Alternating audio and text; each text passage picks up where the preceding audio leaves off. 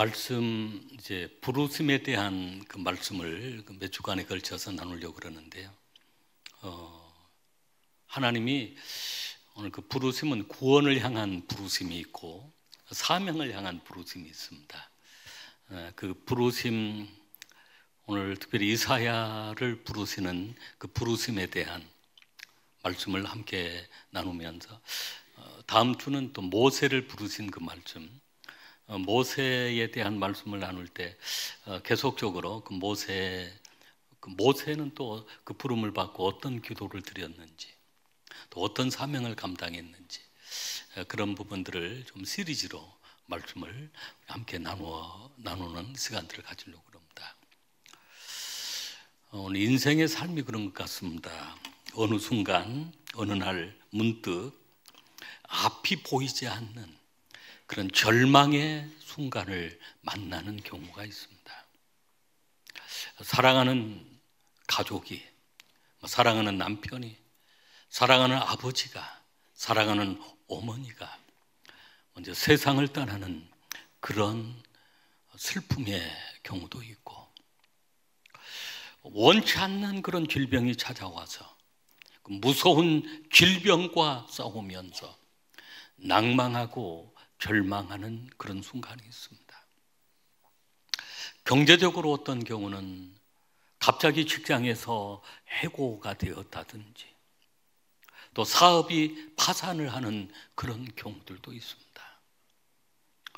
그런 어떤 절망의 순간, 위기의 순간을 만났을 때 미래가 불투명하고 견딜 수 없는 그런 어떤 어려움을 당했을 때 하나님 앞에 그런 질문을 하는 경우도 있습니다. 하나님 정말로 계십니까? 왜 하나님 아무 말씀도 하지 아니하시고 침묵하십니까? 그러한 그 물음을 하나님 앞에 드려보는 순간도 있습니다. 우리가 봉독한 오늘 본문의 말씀, 그 이사야서의 내용이 또 그런 내용입니다. 국가적으로 큰 위기를 만났던 것입니다. 오시아 왕이 죽음으로 인해서 이사야 선지자는 엄청난 그 위기의 상황을 만났을 때 그 상황을 어떻게 이사야 선지자는 대처를 했을까요? 첫째는 그 위기의 상황에서 성전에 나아가 하나님의 은혜를 경험한 것입니다. 성전에 나아가 하나님께 기도한 것입니다. 여러분, 그렇습니다. 우리가 어떤 위기의 상황을 만나고 어려운 상황을 만날 때 구약의 개념으로 성전의 개념이고 우리 신약의 개념으로는 바로 교회인 것입니다. 교회에 나가서 하나님의 얼굴을 구하고 하나님 앞에 간절히 기도할 때 특별한 하나님의 은혜를 경험하게 되어지는 것입니다. 우리가 봉독한 말씀 이사야 6장 1절 말씀을 우리 한번 같이 읽겠습니다. 오시아 왕이 죽던 해에 내가 본즉 주께서 높이 들린 보좌에 앉으셨는데 그의 옷자락은 성전에 가득하였고, 오시아 왕이 나라를 잘 통치했던 왕이었습니다. 경제적으로 부강했고, 그리고 군사적으로 아주 강한 나라가 되었고, 정치적으로 안정이 되었던 그런 나라였습니다. 그 우시아 왕이 죽던 때, 그 우시아 왕이 죽던 그 해는 나라적으로 큰 절망과 위기의 상황이 되었던 것입니다. 평온했던 그 나라가, 안정적으로 나라를 다스려왔던 그 나라가 갑자기 위기의 상황을 만났을 때 이사야 선지자는 성전에 나아가서 하나님의 영광을 보았던, 성전에 가득한 그 하나님의 옷자락, 하나님의 그 영광을 보게 되었던 것입니다. 우리가 어떤 위기를 만나고 어려움을 당할 때 우리 교회에 찾아나가, 교회에 나와 하나님의 이름을 부르고 하나님 앞에 간구하는 것이 너무 소중한 일이기도 합니다.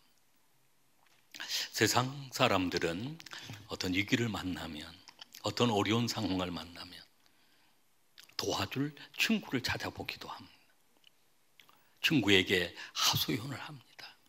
내가 이런 어려움을 만났는데 나 좀 도와줄 수 없겠니? 그러나 곧 실망하게 되어집니다. 사람은, 그 사람의 도움은 늘 한계가 있기 때문입니다. 어떤 사람은 자신이 너무 고통스러우니까 그 고통을 잊어버리려고 술을 마시고 술집을 찾아갑니다. 그러나 반복된 그런 일로 인해서 술 중독이 되어서 점점 폐인이 되어가는 것입니다. 그렇게 문제가 해결되는 것은 아닙니다. 어떤 사람은 점을 치는 점집을 찾아갑니다. 잘 맞추는 것 같기도 하고 맞는 것 같기도 하고 틀리는 것 같기도 하고, 그러나 귀신의 힘에 의해서 그런 그 점집을 운영한다면 결국은 그 귀신으로 인해서 더 큰 화가 찾아오고 더 큰 저주가 찾아오게 되어 있습니다. 여러분, 오늘 믿음의 사람들은 어디를 찾아가야 할까요? 바로 하나님의 집, 말씀의 집, 기도하는 집, 바로 교회로 나가야 되는 것입니다.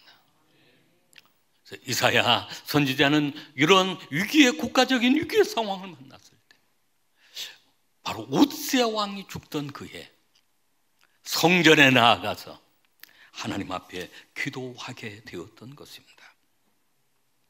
사무엘상 1장 말씀에 보면 한나라고 하는 그 여인의 얘기가 나옵니다.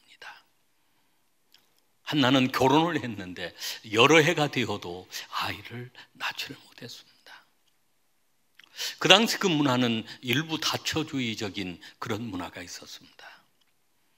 그래서 결국은 그 남편이 다른 여인을, 둘째 부인을 얻었습니다. 그 부인은 자녀를 계속 낳기 시작한 것입니다. 그러니 한나는 더 무시당하고 더 큰 고통 속에 몸부림쳐야만 했었습니다.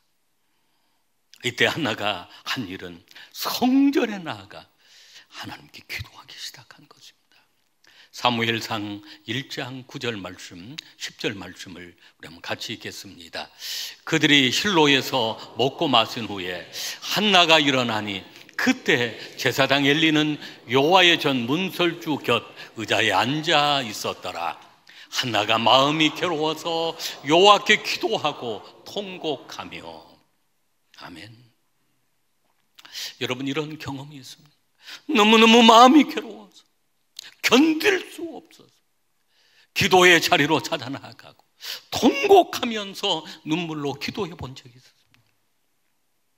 한나는 이때 성전을 찾았고 그 아픈 마음 하나님 앞에 토로하면서 통곡하면서 기도했던 것입니다. 그런 한나에게 하나님은 그 기도를 응답하셔서 사무엘이라고 하는 그 아들을 허락해 주셨고, 사무엘은 이스라엘의 위대한 사사요 선지자요, 그리고 왕을 세웠던, 사울 왕을 세우고 다윗 왕을 세웠던 위대한 사사 선지자 사명을 감당했던 사무엘이 그 가정에서 태어난 것입니다. 여러분, 그렇습니다. 우리 힘으로 해결할 수 없는 어떤 위기의 상황, 어떤 질병의 고난이 찾아오고 내일 일을 알 수 없는 그런 순간순간 어려움이 우리 앞에 찾아오는 경우들이 많습니다. 어떤 분들은 질병으로 인해서, 어떤 분들은 경제적인 문제로 인해서 우리가 위기를 만날 때 우리가 해야 될 일은 성전에 나와 기도하는 것입니다. 교회에 나와 하나님을 구하고 하나님을 찾고 나의 간절한 소원들을 아뢰 때 응답하시는 하나님을 만나게 되어지는 것입니다. 기도 응답의 축복을 우리가 경험하게 되어지는 것입니다. 그런 특별한 은혜가 우리 가운데 함께 하실 줄로 믿습니다.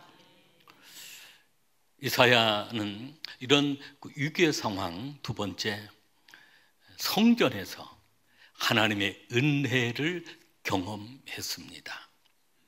우리가 봉독한 말씀 이사야 오늘 6장 2절로 4절 말씀 우리 한번 같이 읽겠습니다. 서랍들이 모시고 섰는데 각각 6날개가 있어 그 둘로는 자기의 얼굴을 가리었고 그 둘로는 자기의 발을 가리었고 그 둘로는 날며 서로 불러 이르되 거룩하다 거룩하다 거룩하다 만군의 여호와여 그의 영광이 온 땅에 충만하도다 하더라.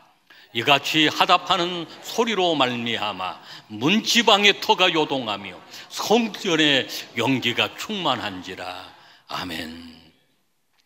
성전에 나가 기도하는 동안, 성전에 나와 예배하는 동안, 교회에 나와서 예배드리고 교회에 나와 기도하는 동안 하나님은 특별한 은혜를 부어주시는데, 이사야 선지자가 경험했던 것은 그 천사들 스랍들을 본 것입니다.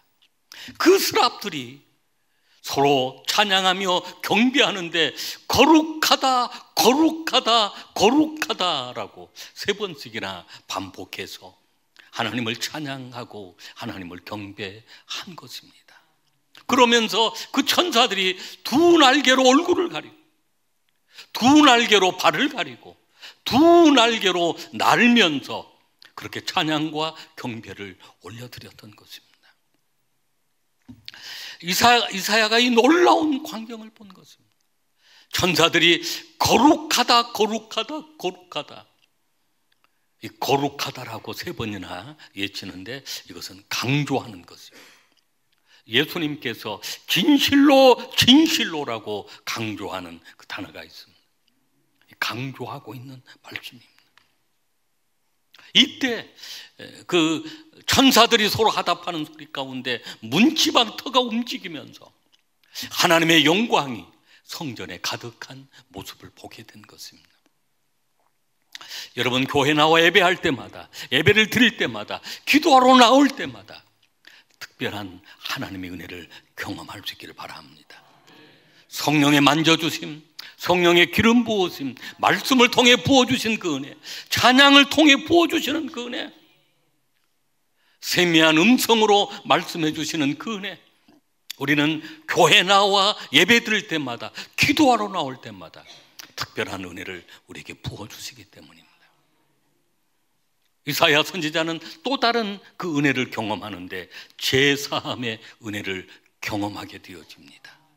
우리가 봉독한 말씀 5절로 7절 말씀을 우리 같이 읽겠습니다. 이사야 6장 5절로 7절 말씀입니다. 같이 읽습니다. 그때 내가 말하되 하로다 나여 망하게 되었도다. 나는 입술이 부정한 사람이요 나는 입술이 부정한 백성 중에 거주하면서 만군의 여호와이신 하나 왕을 배웠음이로다 하였더라. 그때 그 서랍 중에 하나가 부젓가락으로 제단에서 집은 바 빈 숯을 손에 가지고 내게로 날아와서 그것을 내 입술에 대며 이르되 보라, 이것이 내 입에 닿았으니 내 악이 취하여 졌고 내 죄가 사하여 졌느니라 하더라. 아멘. 사실은 이사야 선지자가 지나온 삶이 경건한 삶을 살아왔습니다. 그런데 성전에서 특별한 하나님의 은혜를 경험하고 나니까 자신이 죄인임을 깨달았습니다. 은혜는 내 자신이 죄인임을 깨닫는 것이 바로 은혜인 것입니다. 베드로가 예수님이 행하신 그 기적을 보고 은혜를 받고 주여 나는 죄인으로서이다 고백한 것처럼 은혜 받은 자의 고백은 바로 내 자신이 죄인임을 깨닫는 것입니다.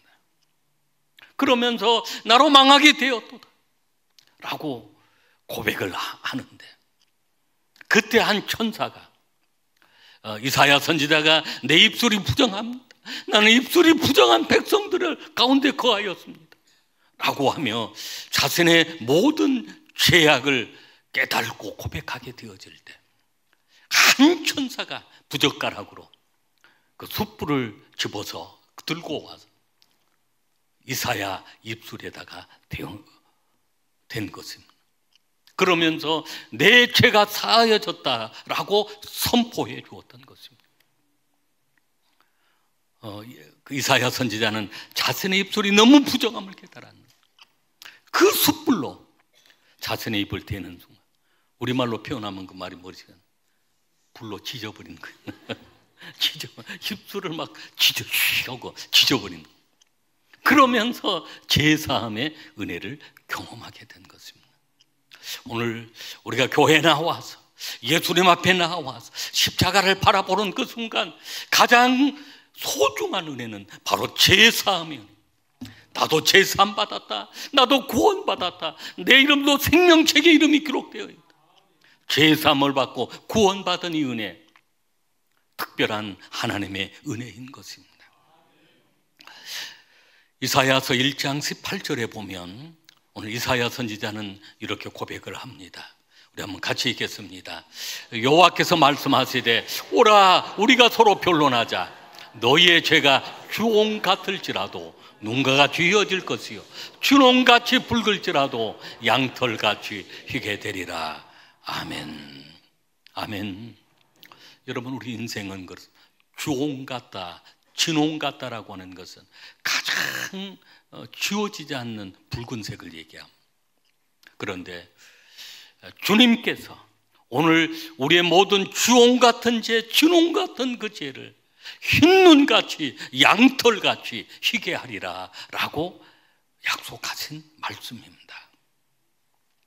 여러분, 우리가 교회에 나와 기도할 때, 교회에 나와 예배할 때 오늘 이 두 가지 은혜, 하나는 특별한 말씀을 통해서, 찬양을 통해서 오늘 성령님이 내게 말씀해 주시는 그 은혜가 있고, 또 하나는 십자가 보혈을 통해서 내가 죄사함을 받았으니, 구원받았으니, 나는 영원한 생명을 소유한 천국 백성이 되었으니 이보다 더 좋은 은혜는 없는 것입니다.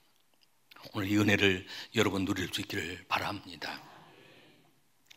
세 번째는, 오늘 그 이사야 선지자는 이런 특별한 은혜를 경험하고 나니까 하나님의 음성이 들려졌는데 사명의 부르심을 받았습니다. 구원의 부르심이 있었고, 이미 우리는 구원의 부르심을 받은 사람들이고, 또 사명의 부르심으로 여러 교회의 직분자가 되어지기도 하고, 교회의 사역자가 되어지기도 하고, 교회의 봉사자가 되어지기도 한 것입니다. 오늘 이사야 6장 4절 말씀을 우리 먼저 읽겠습니다. 이같이 하답하는 자의 소리로 말미암아 문지방의 터가 요동하며 성전의 연기가 충만한지라. 아멘. 천사들이 찬양하고 경배하는 동안에 여호와는 거룩하시다, 거룩하시다, 거룩하시다 서로 찬양하는 그 순간 문지방의 터가 요동한 것입니다. 성전의 터가 움직이고 지진이 일어나는 것처럼 요동을 치는 거죠. 그때 성전에 연기가 충만했다는 것입니다. 이 연기는 세키나라고 합니다. 하나님의 영광의 연기였던 것입니다. 이게 충만했습니다. 그렇게 하나님의 영광이 충만한 그 상황, 그때 하나님의 음성이 들려왔던 것입니다. 8절 말씀을, 6장 8절 말씀을 같이 읽겠습니다. 내가 또 주의 목소리를 들으니 주께서 이르시되 내가 누구를 보내며 누가 우리를 위하여 갈고 하시니 그때 내가 이르되 내가 여기 있나이다, 나를 보내소서 하였더니. 아멘. 그때 주의 목소리가 들려오는 것입니다. 여러분, 교회에 나와 은혜를 체험하게 되어지면 하나님의 음성이 들려오는 것입니다. 잠잠히 우리에게 들려오시는 그 하나님의 음성, 세미하게 들려오시는 그 하나님의 음성이 있는 것입니다. 그때 그 목소리는 주께서 이사야에게 말씀하신 그 내용, 내가 누구를 보내며 누가 우리를 위하여 갈고 하시니 그때 내가 여기 있나이다, 나를 보내소서 하였다. 오늘 이 질문은 하나님께서 우리에게도 동일하게 하시는 말씀인 것입니다. 내가 누구를 보내며 누가 우리를 위하여 갈고, 영적으로 방황하는 그 영혼들, 내가 누구를 보내며 누가 우리를 위하여 갈고, 다음 세대, 방황하는 다음 세대들, 외롭게 살아가고 있는 이웃들, 청년들, 수많은 하나님을 알지 못한 영혼들이 있고, 길을 잃어버리는 그 영혼들이 있고, 또 하나님께로 돌아왔다 다시 세상으로 돌아가서 방황하는 그 영혼들이 있는데, 주님은 말씀하신 것입니다. 내가 누구를 보내며 누가 우리를 위하여 갈고. 오늘 이사야는 이렇게 대답했던 거죠. 내가 여기 있나이다, 나를 보내소서. 오늘 이 고백이 오늘 저와 여러분의 고백이 되어야 될 줄로 믿습니다. 우리 한번 따라하겠습니다. 내가 여기 있나이다, 내가 여기 있나이다, 나를 보내소서, 나를 보내소서. 하나님은 능력 있는 사람을 보내려고 하지는 않습니다. 하나님은 어떤 사람을 찾아 보내시려고 할까? 순종하는 사람을 찾아 보내시려고 하는 것입니다. 우리는 이런저런 핑계로 할 수 없습니다, 하지 못합니다라고, 부족하고 연약해서 나는 갈 수 없습니다라고 고백할 때가 있지만, 오늘 주님은 능력을 보는 것이 아니라 순종하는 자를 통해서 하나님의 능력을 부어주시는 것입니다. 때로는 저에게 선교를 갈 때마다 그런 세미한 음성이 또 들려오기도 합니다. 저 톤도에 그 세계 3대 빈민촌 그 어린 아이들, 불쌍한 청소년들, 누가 이 청소년들을 위해서 가야 할까라고 물어보시는 그 주님의 음성이 있습니다. 누가 가주겠니? 그때 저는 작은 목소리로 대답합니다. 주님, 제가 여기 있습니다. 나를 보내주십시오. 저를 보내주십시오. 사실은 그곳에 가면 너무 척박한 땅이기도 합니다. 불쌍한 그 영혼들이 너무 냄새나고 칙칙한 냄새가 나고 고약스러운 냄새가 가득한 그런 곳입니다. 어느 목사님이 그런 얘기 하시는 걸 들어보았습니다. 어떻게 이런 곳에 1년에 수차례 와서 사역을 하고 있냐. 한 번 오는 것도 힘들다. 나중에 혹시 선교 타러 오면 이곳에 올 때는 호텔에서 좀 쉬게 해달라고, 못 타러 오겠다. 사실은 어려운 그런 지역입니다. 그러나 그 영혼들도 하나님이 사랑하는 영혼들이고, 그 영혼들도 하나님이 구원하시기를 원하시는 영혼들이라는 것입니다. 오늘 우리 교회, 우리 중고청, 우리 비전 드립팀들이 비전 선교사로 임명을 받고 6박 7일 동안 여러 사역을 감당할 것입니다.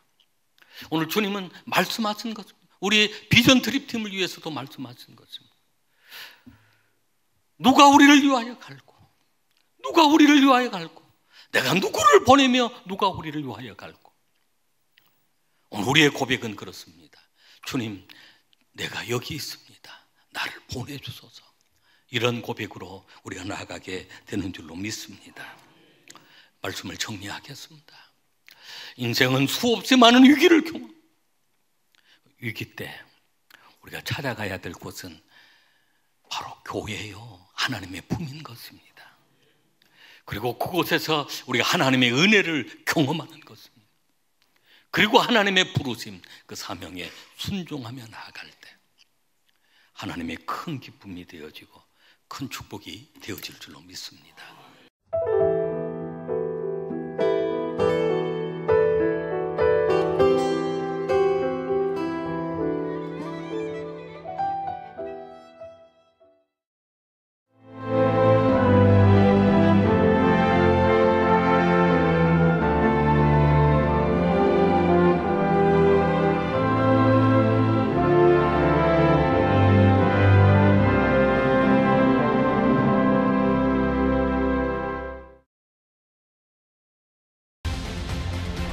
대한민국에는 아주 오래된 길이 있습니다.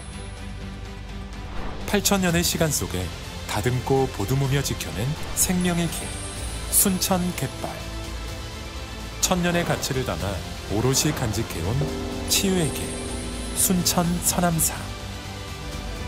그 길 위에서 펼쳐지는 수많은 삶의 이야기들. 세계 속에서 빛나는 그 귀한 가치를 더 나은 내일로 이어가는 시간.